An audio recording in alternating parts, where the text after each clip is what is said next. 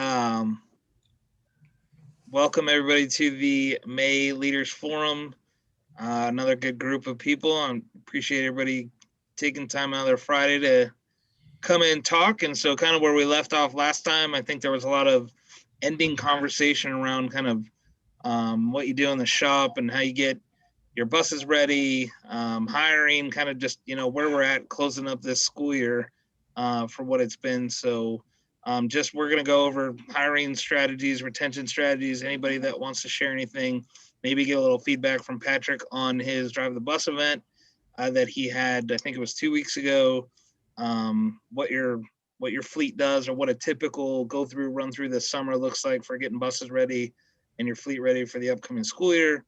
And then we've been seeing a lot of questions about who has a white fleet training program. I know that the trust has something that they put together, but who's actually successfully implemented one and requires that of everybody that drives a district vehicle. So just getting started out, where's hiring at right now? I assume everybody's still short and we're all still, kind of seeing that. But did anybody see the governor's I think his notice or his executive order that starting, I think it was July, that the $300 payments or additional payments to unemployment benefits are going to end, and that he's actually going to create some sort of stipend or a bonus for $2,000 for people who are getting a job, like actually coming from the unemployment line and actually successfully getting a job. Did you guys see that the other day? Anybody see that? Yep. So hopefully that'll do something for us, potentially, maybe. But anybody successfully onboarded more than 2 people in the last month? One? Ron? All right. Ron, you want to share your success? Well, we just didn't stop doing any of our, I would call it beating the bushes. We've got signs up all over town. We've got a Facebook page that we manage to, talk with people that are interested in our department and things like that. And we just never quit doing that. What I found is that, of course, when, the unemployment was there and everything else, we didn't have very many applicants at all when that was going on. And it just started picking up like just barely a month ago that we got a couple people that we interviewed and brought on and started training here. So it's not like we're back to what we'd usually train, but we've got 3 people that we're onboarding right now that we didn't think we were going to have. And just listening to everybody else over this time that, we've had this situation going on, if we go back to full school and all the kids show up, we're not going to be able to transport all those kids, right? Even yet. So it's going to be a tough thing come August if all these students decide they're just going to go ahead and come back to school for us. Yeah, we're definitely. I don't think there's any intentions for. At least from our district here at Kyrene, that as of right now, there will not be a flex learning option. We'll still have our online academy available for those that want to do, commit to that for the full year.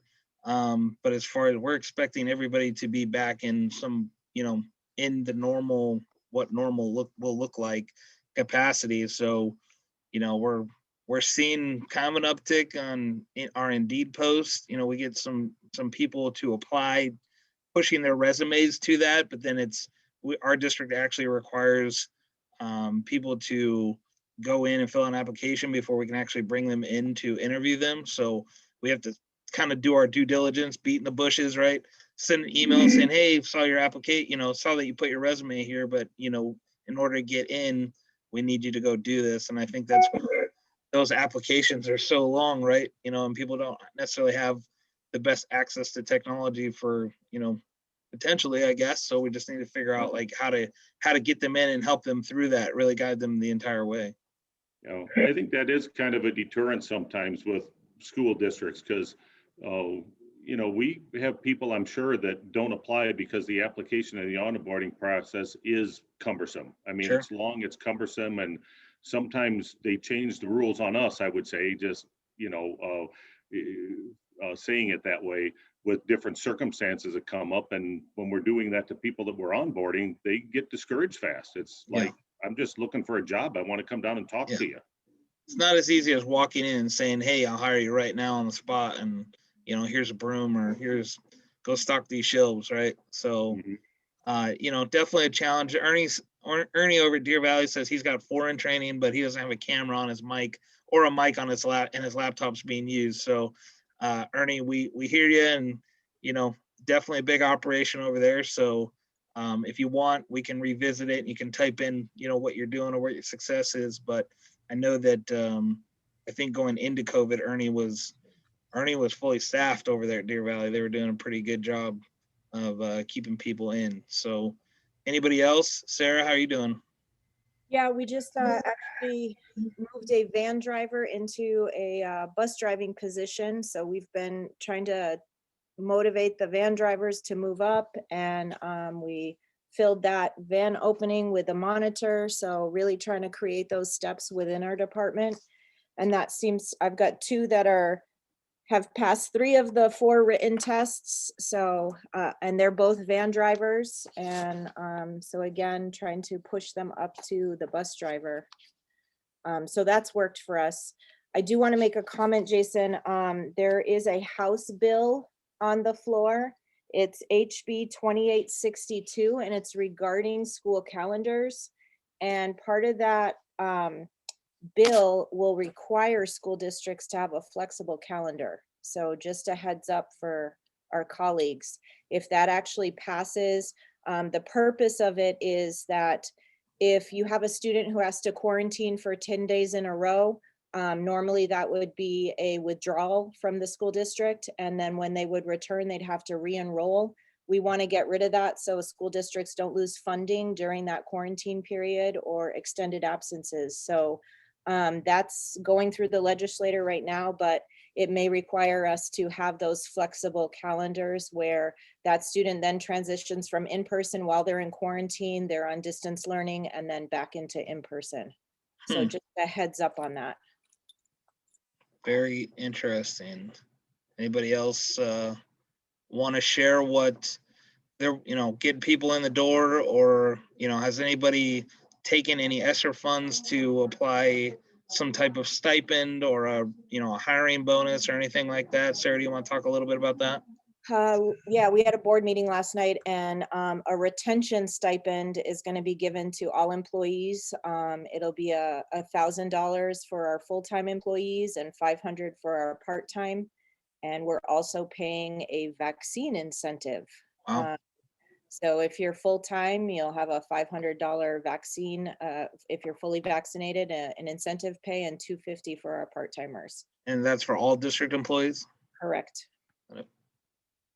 It's pretty exciting. I mean, it's clever, right? It's a, I'm very envious of what you guys are doing over there at Cartwright to, you know, employ bus drivers through 40 hours through the summer, and all this other stuff that you guys are doing. You're almost leading the charge, and I wish that more districts would be looking at that, on how to better use ESSER funds for everybody, right? So that we can all take advantage of it and not just isolate it to one area. Now, I do understand that certain districts got more in the way of funding than others, and so that also becomes an issue. Obviously here at Kyrene, we got a lot less money than what some of the other title districts have been able to get. So, I mean, we understand how that works, but kind of pretty good. Kudos to you guys. Hopefully, that'll help with keeping people and attracting people. Patrick, you want to share about your drive the bus event? Yeah, actually it was pretty good. We actually had people come out from the district office and drive the bus. They were like, "Oh, we've not had a chance to do this, so we want to do that." Sure. We were able to get some funds for food service to come make some hamburgers and hot dogs and have some chips in that. We ran it for 11 to 2, so 3 hours. We had around 9 or so people come through. That includes district people and that. And it looks like if all of the positives continue being positive, it looks like I may end up with 3 new drivers out of it. So I think that's pretty good. And some of them were already thinking they wanted to come drive a bus, and this was just like the one more piece that let them do that. let them convince themselves they wanted to. So Right. it was pretty good. Talking about bonuses and things like that, our district is looking at basically I don't know, survive the pandemic bonus. It only applies to anybody that was here January 1st, but then we'll get paid out till next fiscal year if it finishes going through. But it's actually a pretty decent chunk of money if it goes through the way they're talking about. Nice. Mostly from ESSER, but they also dipped into, I think, maybe some 301. I can't remember where the rest of it came from, but they took a balance. Good to know. Good to know. What do you think of, just curious what you thought of all the effort that went into the setup of getting a Drive the Bus event pulled together? Did you feel that it was worth the effort of what you got in, and were you expecting more people, or you talk a little bit about that? I'm not sure how many I was really expecting. I think we had kind of a short time frame in which to do the marketing in that, but we did get a decent enough marketing out of it. So there was some social media. They sent out a press release. So I worked with my public information department, and they did that. They made signs for us, so there were signs and all that. We did not set up a Pink Panther as a student for the student stop that I saw in the so I'm gonna have to do that next time. But we are based on the results, we're planning on doing another one. Yeah, and I would just say, of the feedback that we ended up with, or just from the several events that we did, it seemed like, I know it's harder to do during the school year, but like afternoon, early evening, late afternoon, weekday events seem to work better than having a weekend or even in the summertime. I think we did one on a morning time, and they did in the morning news. Like it's almost if you're successful in getting the news to come out and do a story on it, you want them to record it like almost the day before your event, so that people have time to plan. Because if they're doing it like a live thing, people just can't drop, work and come out and check it out. So we found that it was better. We got more response for those, people, at least people driving by. I don't know how much traffic you get going by your facility, but if depending on where you were doing it at, like if you had signage out on the roadway that people could just stop and, pop in and see what it was, they were more apt to do that in an afternoon when they're on the way home than, on the way to work in the morning. I'm thinking I need to check and see if we can get in, but we have a Harkins right up the street. And I know in the past, some of our employees would go to a movie during their break. So Sure. Maybe running an ad on there, say, hey, you can get in on the matinee movies first release. Just work up the street and you got the middle of your day off. Right. Yeah. I mean, all those things, right? It's just, that's what we're trying to do, is just figure out how to appeal. And I wish we had a better way to advertise to Zoom, or not Zoom, people who are doing Uber and Lyft drivers, those types of, they're not getting benefits from that type of work. And it's like, well, here's a great incentive for you to get your health insurance taken care of. And, a flexible, you want to drive in the middle of the day, or you want to deliver Amazon or whatever it is that you want to do, you can drive morning and afternoon and then do whatever it is outside of that. We had a driver a few years ago, he bought a brand new car, and he said he drove Uber just on the weekends to just make his car payment, right? So, if that's the supplement, or it's their primary or the supplement, either way, it's trying to figure out how to advertise to them. We don't know how to get in front of them. Avery, you said that you guys ended up with a lot of people at your job fair. I wouldn't necessarily say a lot, but a lot compared to what we expected. Because our job fair, when we had first gotten approval for it, we had expected to set up a drive the bus event like Patrick did up there, but it ended up turning out to be just a job fair at our district office. But it was focused mainly on transportation and food services, and the district did a decent job of advertising it. Like whenever anybody logged on to our district website, the first thing that came up was a notice about it, when and where it was going to be and what it was all about. So I know we had done a number of interviews of some certified drivers and some that are going to be from the ground up, and we're in the process of offering them positions. So hopefully we're working on, I think we've got one driver that is going to be starting with us, going to be training over the summer. And then I think we have 3 or 4 that are, in that HR limbo right now. Sure. Vanessa over at Alhambra.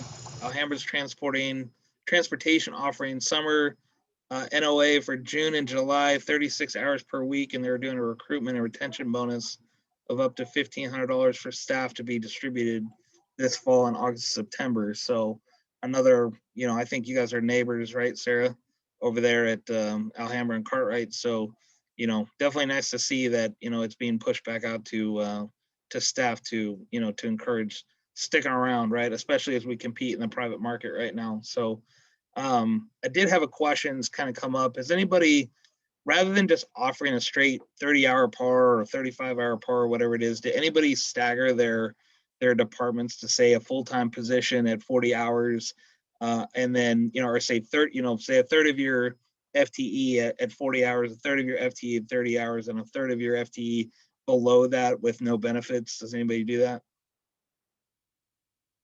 Nobody in this group?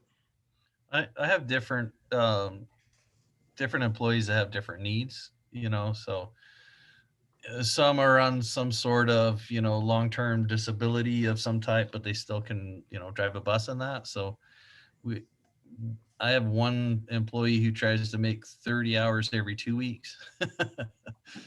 So we keep him down, and he's fine with no benefits or, qualifying for ASRS because that's at 20 hours. Right. And I've got a few that, we always have to play this game of how much Social Security do you have to give back if you're making enough or too much. Sure. So we've got people kind of all ranges, and anybody that's in at 40 tries to get more than that. So yeah. Kissel, you got something? Well, I used to do that at Glendale, where they basically, I was able to pool my par hours and then create 40. I had a couple drivers that they were older gentlemen that they didn't want to work all the time. So I'd bring them in Monday and Friday only. That helped me a ton. That was my biggest call out days, and I could show that data.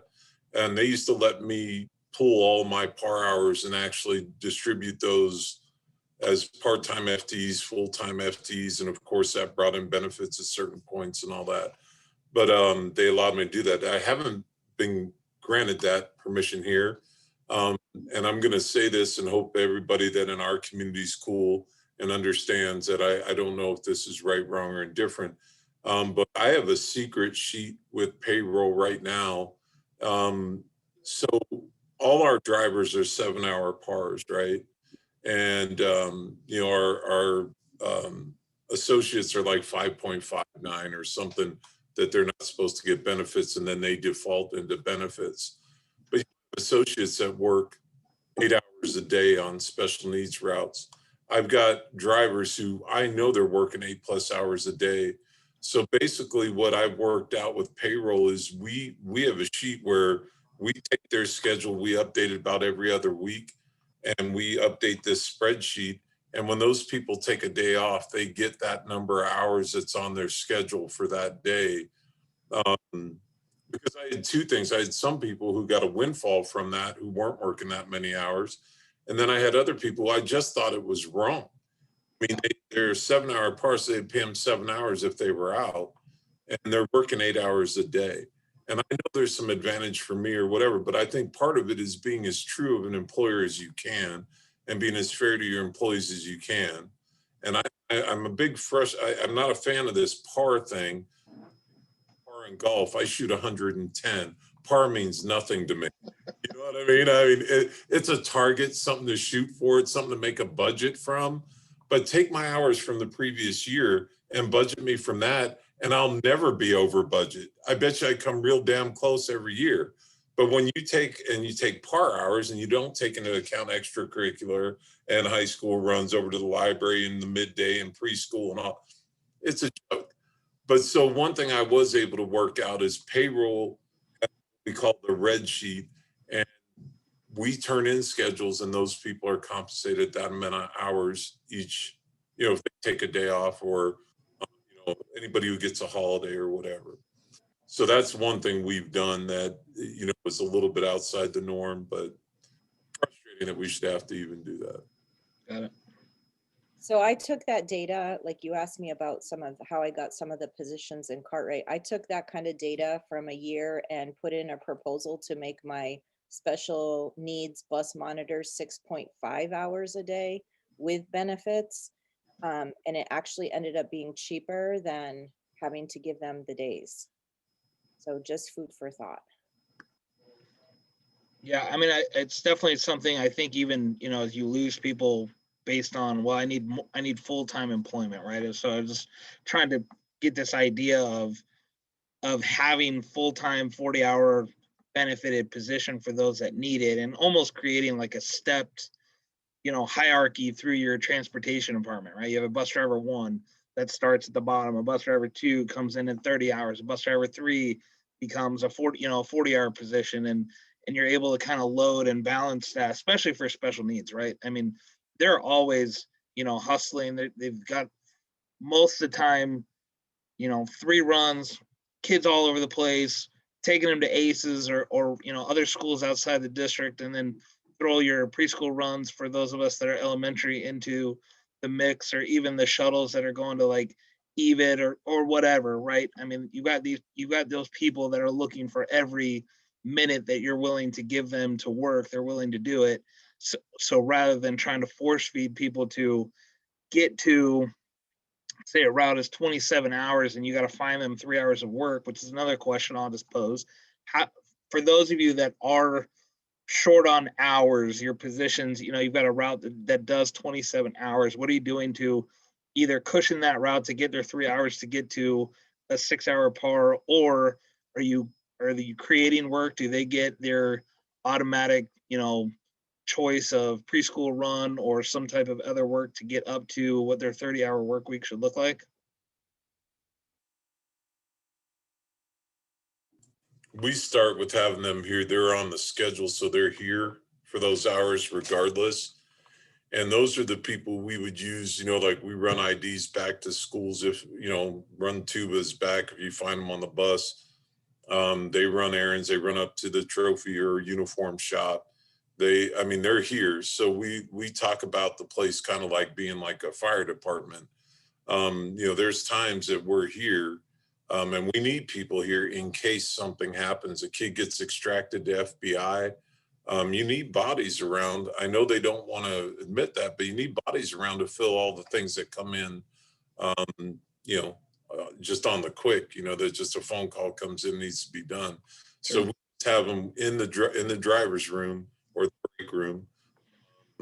And then what I normally do is, if we're good and I've got some bodies stacked up, which isn't the case as of late, but if we have a few bodies, I just go out and say, hey, does anybody want to go home without pay, no punishment, nothing towards your attendance? Does anybody would go? Geez, normally half of them will raise their hand instantly, and I save a little money and they go, you know what I mean? Yeah. Don't put them in. We don't apply a benefit or anything. We don't burn it. We just let them go home. Or if they want to apply their benefit and fill, cool, burn it up. Yeah.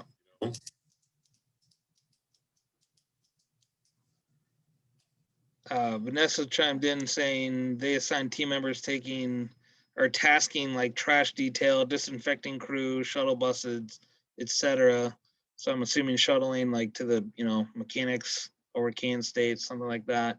The last question on here: anyone offer benefits for less than 30 hours? I know Tommy does like 28 hours benefited positions. Anybody else do that lower than what the Affordable Care Act required at 30 hours? Yeah, we do 28 hours for drivers and 25 hours for monitors. I think you guys are the only ones. So, yeah, just, obviously a lot of interesting, how do you balance your hours? How do you find people work? How do you, I think what's really interesting is that where I was going with this earlier is that if you have most of your routes are 27 hours and you're having to find people that type of work, you know, whether it's bus washing or trash or disinfecting or whatever, like take out the obvious midday route driver, right? You're now finding work that's kind of a stretch for people that are like, I don't really want to do that, but they need to get to that level. When you put that and quantify that as how much money a district could be potentially save, you know, depending on how many people have, you know, it's 3 hours that you're forcing somebody to take that they're willing to leave on the table just as long as they can get their benefits. So, you know, definitely another, as we're always looking to find efficiencies and try and find money that could be moved around or saved and or reallocated back into our department, reinvested, there might be some ways that you can look into that to, if they'll agree to it, right? I think Tommy's district is the only ones that offer benefits below, that I know of, below 30 hours.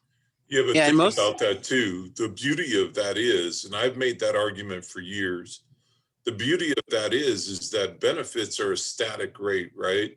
They're negotiated by the district. We know what the cost is. You can budget for that. They can't overtime you out. When you set a higher hourly rate, if they work overtime, it's time and a half on that rate.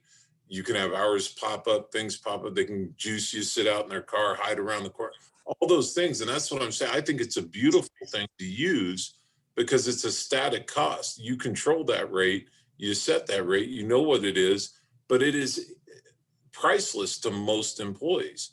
And I think it's a wonderful incentive to benefit positions under those hours, because if they're willing to go home after the work is done, you save that on your M&O, and yet you already know what the cost is. Yeah. I'm once again fan of Tom for getting that done.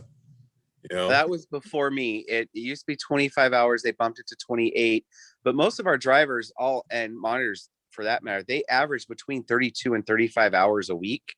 yeah. So when they budget me at that 28 and 25, I'm always over budget. We all know that. Right. But yeah, the benefits is one way that they can keep the hourly rate down, because it's $7,200 a year per person is what the district pays for full benefits. And again, the district pays that 100%. There's nowhere talk in our district of having employees pay a portion of their benefits either. So that's huge, especially with the retirement community in the middle of my district. We get a lot of retirees, you know, where the husbands don't want honeydew lists, so they come to work, and the wives want the spending money without the husbands knowing what they're getting. So that's a huge benefit for them, for just that medical portion of it. Yeah. Interesting. All right, we'll switch gears a little bit. I'm excited to get up to TAA in June, because we're gonna have another in-person Let's Talk session. But maybe I'll just pick on Eric. He's kind of one of the big fleet guys here. So what does your fleet do, or what are your mechanics doing during the summer to make sure that your buses are getting ready for the upcoming school year? What does that look like? Oh, do we? That's probably the main time we do PMs. I mean, remember, we're a smaller footprint, so our buses will run 10 to 12,000 miles a year. We use an extended range oil and stuff. So typically the summer's a lot of PM work, catching up on a lot of PM brake jobs that are coming due, all those things. We reconfigure seating. You know how during the year you've pulled seats, made wheelchair positions, done all that for that school year. We go find the seats in the shed and kind of get, seats available back into the buses again and all that. So no, that the summer with the slower. Now remember, this summer, every one of our schools has summer school, not quite at the volume of a regular school year. So it's going to look different. They're going to have time during the day where they're just keeping buses running, right? I think everybody knows they're working on DEF systems regularly. So they're going to have all that, and AC work running in June will be a nightmare. I think you'll have more AC work than you've ever done, and probably see a spike in your costs too, to repairs on your M&O side. So, but they usually take advantage of that time, and they eat a lot and hang out a lot, but that's okay. They work hard all year, and as long as they get those PMs and everything caught up, any major brake jobs, we usually, this summer, I'm hoping we're doing a transfer of some technology and we'll have an install, taking out an old and putting in a new, possibly this summer. So, we usually do those type of things in the slower months. What kind of technology? We're going to bring, if everything goes as planned, we're going to bring tablets on board and have live information with our student tracking, turn by turn and stuff, which I'm not banking on turn by turn. I think there's some work to be done there, but I so desperately want live information to the driver on our student tracking side. I've been tracking students for 11, 12 years now, from the district I was in to this one, bringing it here. But we don't have live information to the driver, and that is, I believe, available now. It may not be perfect, but I think we can do a lot of service with it. So putting a tablet on board each bus, so it'll be a different holder. Now with that, I didn't think I could afford that, and I don't like what my current vendor has done with that. I think they've been the first to market and done very little to improve it. So we're probably going to change, and we're probably not going to do as well on the other things. But we'll have better tracking of a bus. The GPS is much faster. But yeah, mainly it's putting a tablet on board and switching our GPS units. I think we'll be in this summer if I have my way. I've got a verbal commitment, but from my boss, but we'll see if he gives me the money and we can get the equipment in time, because they've dragged their feet this long. Yeah, we're in Our routing system, we're changing everything. We're in the similar boat. We're piloting Synovia right now and on 4 of our buses, and trying to accelerate our timeline so we get everything installed in the summer, and try and continue with our 4 buses that we're running for when kids come back, that they don't have to stop, and work on training the tablet piece to the drivers, and then maybe bring on the schools in Q2, and then the rest of everybody after winter break. So it looks like we're going to get delayed a little bit, but definitely excited for it, right? I mean, just the technology that's out there. Patrick's using, Synovia, I think, for student tracking. So there's a lot of interesting, good stuff out there. We could probably talk a whole nother session on. Maybe we'll save that for June up at TAA, or into August or September for the next meeting. But before we carry that forward, the only thing I'll say before decisions are made, and I hope offline, feel free to contact me and tell me, I think I'm going to go with a non-powered holster, because my tablets that exist today, because I have done some testing and have some, they don't take the heat very well. We'll go out and the screen is just blanked out. It's too hot at times. So I think we're going to do a non-powered holster, which will save some money. And also the driver will have to bring it in and put it into a charging station in here. And I think that actually addresses the tablet out in our heat. And it saves you some on your install and all that as well. So again, talk for another time, but I think that's the route I'm going to go, because I think it addresses several issues. Well, I'm waiting for a vendor to finally give us a little bit, extra rights on a machine like that, to where you're just buying, say, the software, and you can put it on any tablet. And then, right now you look at teachers, right? Every teacher has a laptop in the district. Why not transportation employees with all the stuff that, we've really encompassed online training. We kind of develop our own stuff and use several programs through the district here that we push out and require drivers to do. Watch a video, take a little, check for assessment tests at the end. And, when you talk about the app that's available for the DSC Medicaid website to be able to, check your kid and, answer their emails, or look at, why not have this full functioning unit that can do all of those things, that they don't have to come in and, check their computer. It's basically a checked out device that you clock into, you get your kids to, you get your route to, you can check your email, you can do all of these things. And yet a provider hasn't, they want to contain it and hold it, and they don't want to give you those, those rights to be able to do that. Yeah, the one we're with is just an open Samsung tablet. So we're going to have that ability to do our referral behavior, which I'm actually developing with them. I'm doing a little referral program, as well as our PBIS award system. Yep. we're going to develop, make our own little thing, and utilize it through that tablet as well. Well, So I'd be definitely interested to hear more about who you're going with outside. I can't even get my staff to get district email. There's Yeah. no way I'm going to be able to get any of that stuff. Yeah, but Because think about they're it. telling me, but if we give them email, we have to pay them to check their email. Yeah. Well, Well, I'm we- paying you them got to a read month the and a paper I half, gave Tommy. them. Give it up. Yeah. Give it I'm up. giving. I'm paying them to read the paper that I have to print out, but I'm paying for the Yep. paper for them to read out too. Again, you're right. 25 more days, not my Yeah. problem. Yeah, just give it up, Tommy.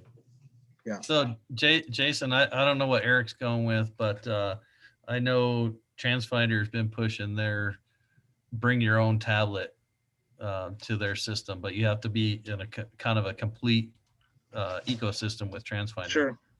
And that's not how we went, but I know they've been pushing that last few conferences I've been at. Yeah, there's so many solutions out there, right? But here's what's awesome and not awesome at the same time is that all these awesome technologies out there, yet do any of them really reach into us and ask us what we want from an end product? No, they don't. No. They think they have an idea of what we want, but they've never taken the time to fully, ask and walk through and develop. And I've offered to say, hey, ask and we'll help you build a product that everybody's going to want, and they don't want to take us up on that yet. So until then, they'll just keep spending dollars selling stuff that they think we want. But Well, with that, I kind of weaseled my way in with Edgelog with their parent portal app. I have them developing 4 different upgrades for the software right now. Sure. Because I said that's that doesn't make sense. Why doesn't it do this? And, well, we never thought of it because you didn't ask anybody that works in transportation.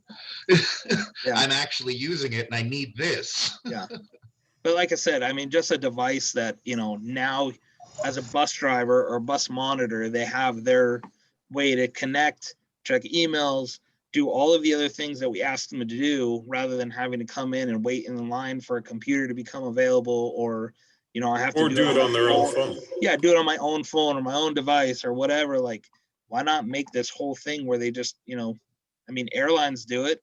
They give them a kind of a big smartphone and they get to clock in and out from their phone. And the technology's out there. It's nobody's reached in and figured out how to. Well, I can tell you too, half the things that HR puts out, it doesn't work on their phone. You got to have a tablet or laptop or, a computer, or it doesn't format well to their phone. HR's like, hey, notice of employment is on you, sent out to them. And they're like, I can't find the button. I can't hit submit. It just doesn't format well. And you're right. I mean, that would answer that. Now you have a district assigned device that, accepts those formats, and we're going to get there though, brother. I'm telling you, I'm getting there. Yeah. Eric, we can't even get iVisions from the county to accept Cox.com email addresses so they can get in. I mean, Right. Come on now. Yeah. Dude, iVisions is wonderful though. I hope you work through that because it is wonderful. Yeah. So anybody else want to talk about just what they do with their fleet? Maybe Avery or Ron or even Carrie? We have a summer checkoff list that the shop guys go through, where they go through each bus and check off on inspections and all the work orders that were put in for it, but then so on and so forth. So it just goes through every bus, gets put in the file for that bus for every summer. Got it. Yeah, we're very much the same. Yeah, so we're about the same as well here, because we don't do that many miles during the year, so all of our PMs are done during the summer. If we have buses that we bring in for any type of service during the year, then they'll check them out then. But for the most part, we have a bus checkout the last day of school. We do check all of our buses when our drivers come in. They can't leave until that bus has been inspected by myself or someone on my staff before they can leave, to make sure everything is correct on that bus. We have drivers that hit stuff and don't tell you. Sure. So we check those things very clear, because we make them do a bus check in the beginning of the year, and they have to tell us every ding, every scratch that's on that bus in the beginning of the year. So we compare that sheet to the end of the year sheet, and whatever ding is on there, they're responsible for. Got it. Yeah, one of the things that we moved away from, like we had really extensive summer programs, kind of like what Eric was talking about, where catching up on work orders and looking through all the stuff that, you know, really was coming due. Kind of got away from that because we were spending too much time. Once we got into a bus, we were losing time and falling behind, and we couldn't get everything done. So we shifted away from that and really tried to focus on our preventative maintenance plans throughout certain mileages. You know, every 10,000 miles, this was getting done. Every, you know, anytime that a AC or an air filter was being done, we're checking the AC filters, making sure those are done at the same time, and cleaning out, vacuuming out, you know, our AC filters to make sure that everything's working once we get to putting strain on those systems, that we're not having any failures instead of waiting till the summer. So, you know, yeah, the shop takes so long. So, yes, they do, but at the same time, right, it's everybody's time to take vacation, right? We stress that we need everybody here during the school year, and so you got a couple techs that want to take vacation and you start falling behind, you know, or people decide to move on and, you know, go find employment elsewhere. All that workload's got to fall into other people's laps. So we really tried to not focus on just one time of the year that we were waiting on for that. So appreciate everybody's feedback.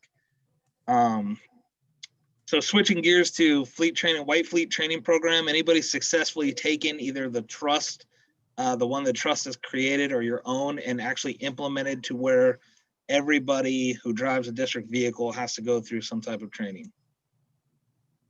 Eric shaking his head yes. Ours starts this summer.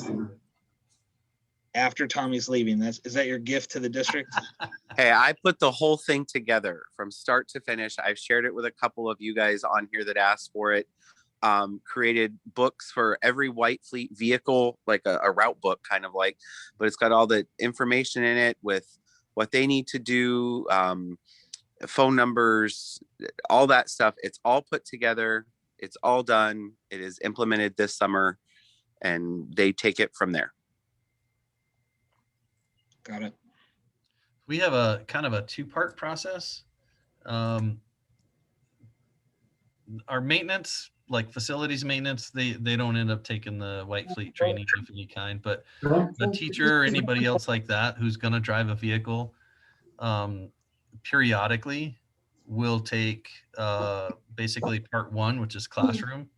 And we run a couple of the different videos that we've gotten, like railroad crossings and driving government vehicles or something like that. There's a couple different ones that we have. And then if they're going to drive children, they have to drive around a 15 or 14 passenger so that we know that they can drive it. And Paul, as part of that process, they have to turn in an MVR every 3 years.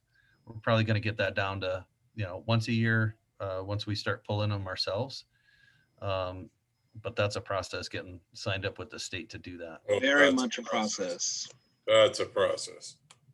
And we do have them go through like driving again, a refresher at like 5 years. They have to do a classroom at 3 years, and then driving at 5 years as far as the white fleet. And that's been something that's been implemented for a while? We've probably been doing that for maybe 7 or 8 years. And we've had the trust up to do feedback, to give us feedback on our process. And I haven't had a chance to read all of Tommy's, but you know, like I said, we have been doing that. And if they don't have an MVR on file, we've had to have an MVR on file for a long time. It's just the rest of this has been kind of added since we've gotten the 14 passengers. Got it. Anybody else? Who is transportation admin of Arizona? Is that you? That's me. Yeah. Oh, good for you. Good for you. That's a hell of a process. Yeah, it was, and we were. I mean, there were things that. So superintendent signature needed. The legal team had to review it since the superintendent was signing off on it. They were going back and forth, and you know, obviously, emailing MVD is very hard, or you know, to get them to reply to. So finally we got to a point where we finally got it through, and we've been using it, and it's you know, I mean, we haven't found anything from it, but we basically run it and then upload the attachment into the employee's, you know, file so that we have it on file for the 39 months. Yeah, but you will. And when you do, you'll be glad you did. Yeah, so interesting, you know, we had, hang on one second. Yeah, I'm in that whole back and forth process right now. It's a Yeah, nightmare.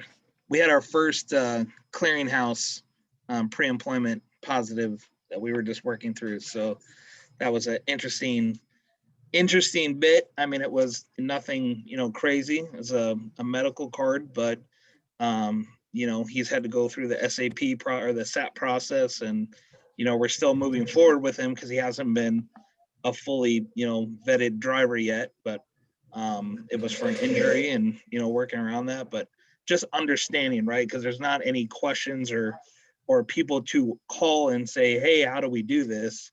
And the people that I did call, I got like 5 different answers from. So everybody who had a different, you know, different understanding of how it should work. I ended up actually having a really good conversation with the MRO, who kind of walked us through the process of, you know, what his thoughts were, and that's kind of the direction that we went. So that was our first work around with the actual reporting of a you know, substance to the clearinghouse. Well, and here's one thing I'll tell everyone. I mean, since, you know, hopefully we gain knowledge from each other. In my prior district, and I appreciate you guys getting through that process. I pick it up and I start it, and then I put it back down when it stalls, and I need to get through. In my prior district, we had an art teacher that every year would borrow a white van. You know, they check out a white van to take artwork down to the Civic Center for the art show. And I'm the new guy, and I'm just arguing and fighting, saying, why aren't we checking these guys? Why can anybody drive? True. I think number one, I think our maintenance guy had a guy who had something that probably wouldn't allow him to drive his truck. I'm pretty convinced of that. We finally get a risk manager in the district, and she said, oh yeah, this guy can do it. We need to do that with everyone. And so I really pushed this art teacher because the principal tells me he rides a bike to school. And I'm like, that's odd. You know, I mean, in Arizona, 100 and some, I hope we're all consider the air and all that. Turned out the guy didn't even have a license. He had been driving it for like 10 years, Yeah. taking artwork down, didn't even have a license, you know. And so that white fleet is an exposure that many districts want to turn a blind eye to. And I'm not real proud of our program, but everybody who wants to drive a white fleet has to come down. They go with the trainer, they do a walkthrough, they do a drive with them, talk about stopping distance, rollover, you know, the higher center of gravity, all that stuff. And they go through that. We take a copy of their license and a current copy of their insurance to show that they're insurable. And that's it. You know, I mean, it needs to be better, and I'm embarrassed, but we have a small support staff here, and it's not quite like other places. So I don't have a Margaret Karma.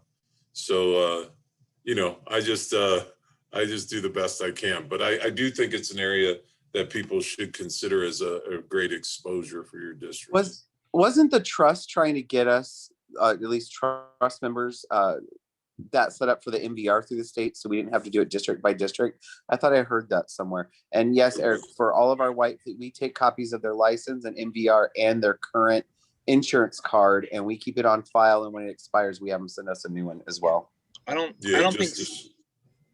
think Steph's in here, but I know she was just mentioning it the other day that they were trying to do that, and something, I forget exactly what she said, but they were running into maybe some legality issues or something along those lines. Not really exactly sure what, but what we were thinking was that instead that we could, you know, come up with a kind of a walkthrough process of exactly what you need to do, the exact boxes that you need to check, etc., so that you could get, you know, that you could be successful in it. Because there was a lot, and I leaned a lot on Josh over at Higley because he was kind of the first person that I knew of that had done it. So I was asking him like, hey, which box do I fill out? Which one was my purpose for using this for? And so on and so forth. And then honestly, I think once we got it to a final stage, the hardest part was getting others granted access into it and what their user type was, right? So you have like an account administrator, and then you have people that you can grant access to of what they can and can't see. And they've got to sign paperwork, you've got to send it over, you know, so on and so forth. I mean, it's just the, you know, the long drawn out state process that everything is, right? There's just no easy way to do it. Yeah, I remember her saying something about the legal, and it came down to that they weren't full employees or something, why they wanted to pull it, but it's like they're insuring everyone that's driving. So that was their argument behind why, but I remember something like that, yeah. Any other comments about White Fleet training? Nope. All right, we'll take the last couple minutes just to, anybody got any open questions, discussion, anything that you might want to talk about when we get up to TA this summer? I just noticed Mr. Fisher, I think, snuck in with Thelma over there. Holy smokes, I haven't seen Mike in a while. He's been hiding over there. You know, nice to see. When you have a Thelma, you don't, you know, we don't ever see Mike.